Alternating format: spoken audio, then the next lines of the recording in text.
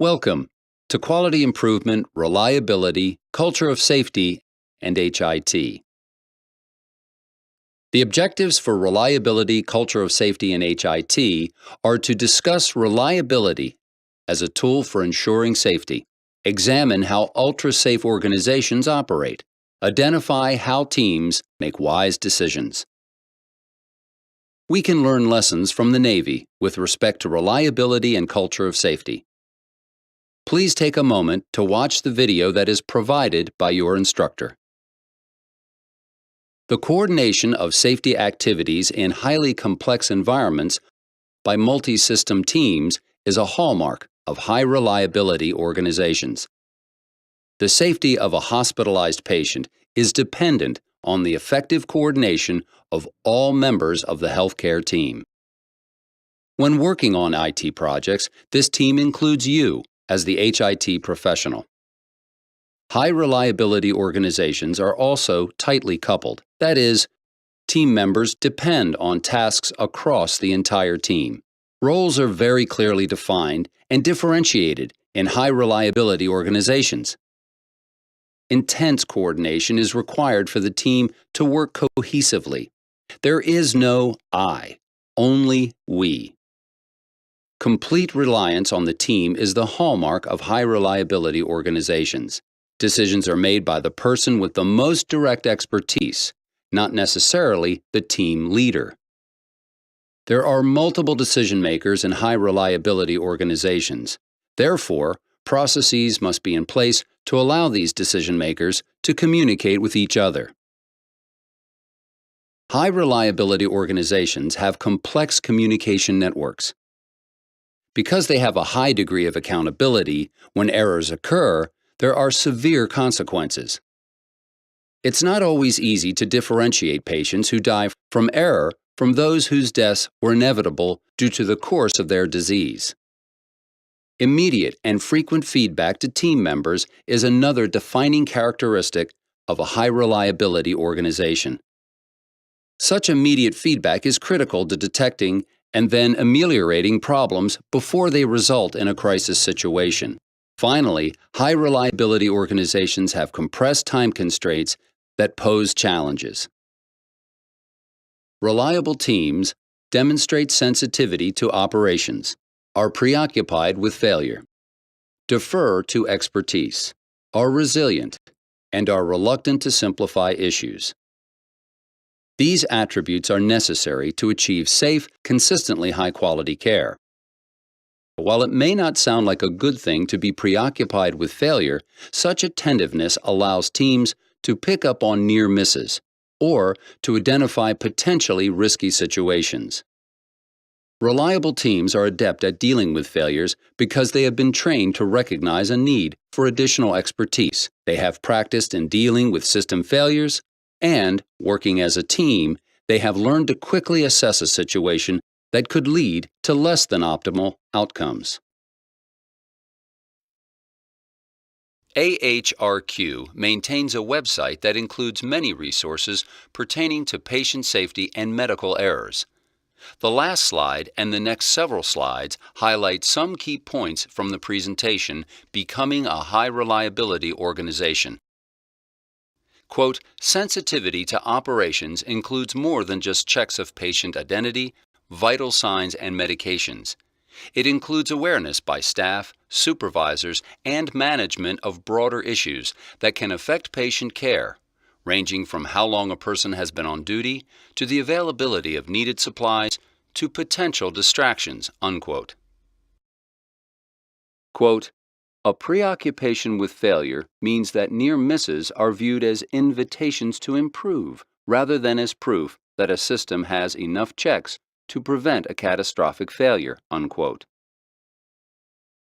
Quote, oversimplifying explanations for how things work risks developing unworkable solutions and failing to understand all the ways in which a system may fail, placing a patient at risk, unquote.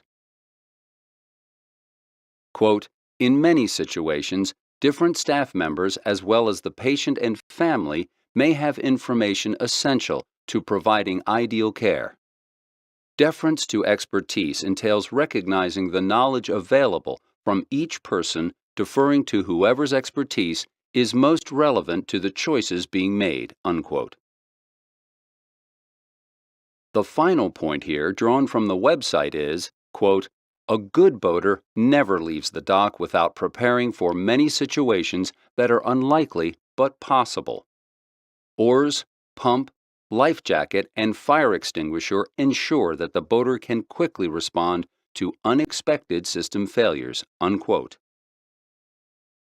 In a recent journal article, Riley and colleagues defined culture as the shared perceptions of the individuals within the team or organization about what is good, right, important, valued, supported, or expected at any given time.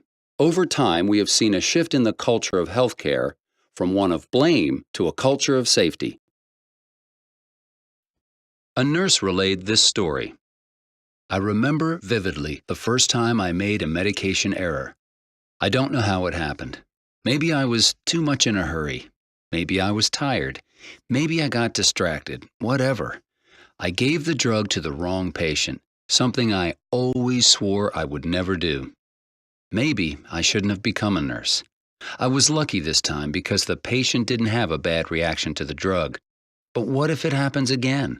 How could I be so careless? Mistakes hurt. Not only the person the mistake is directed to, but also the person who makes the mistake. In times past, the focus was immediately on blame. Who made the mistake? What was wrong with that nurse or that doctor? What was wrong with me? Blame significantly limits our ability and the ability of others to learn from our mistakes. When we are blamed, we stop talking about the mistake. The quieter we become, the less we can learn. The less we learn, the less we have an opportunity to improve conditions that may have contributed to the error. And when we leave conditions as they were, mistakes continue and someone else will be blamed. Fortunately, healthcare is making great strides to shift from a culture of blame to a culture of safety. No one wins the blame game. We don't learn from our mistakes if we play this game. Therefore, we'll continue to make errors. And blaming behaviors completely drives self-reporting of errors underground. One recent resource on the AHRQ website went into some detail about the culture of blame. The culture of individual blame, still dominant and traditional in healthcare, undoubtedly impairs the advancement of a safety culture. One issue is that while no blame is the appropriate stance for many errors, certain errors do seem blameworthy and demand accountability. In an effort to reconcile the twin needs for no blame and appropriate accountability, the concept of just culture is being introduced. A just culture focuses on identifying and addressing systems issues that lead individuals to engage in unsafe behaviors, while maintaining individual accountability by establishing zero tolerance for reckless behavior. It distinguishes between human error, for example, slips, at-risk behavior, for example, taking shortcuts, and reckless behavior, for example, ignoring required safety steps. In contrast to an overarching no-blame approach, still favored by some, in a just culture, the response to an error or near miss is predicated on the type of behavior associated with the error, and not the severity of the event.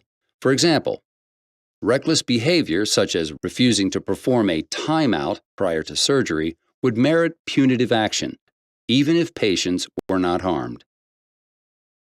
You can help to promote a culture of safety. First, accept responsibility for ensuring patient safety.